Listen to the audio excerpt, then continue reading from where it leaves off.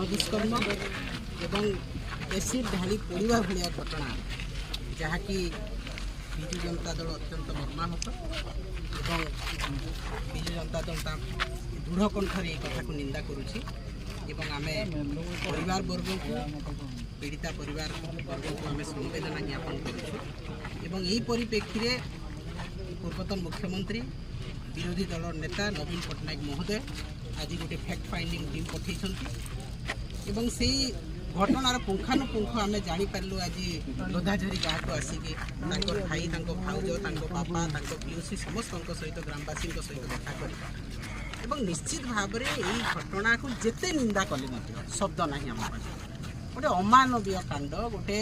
माने संवेदनहीन घटना जहाँकि सभ्य समाज रे ग्रहणीय नुह माने जड़े झील को स्पष्ट दिवालोक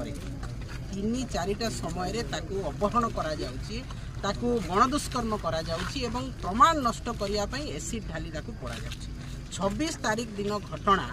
जोटा कि ए पर्यंत अपराधी तांको पाखरे नाही पुलिस रो हाथ संपूर्ण भाव में आपण देखंतु जेते बेले 26 तारीख दिन घटना घटिला।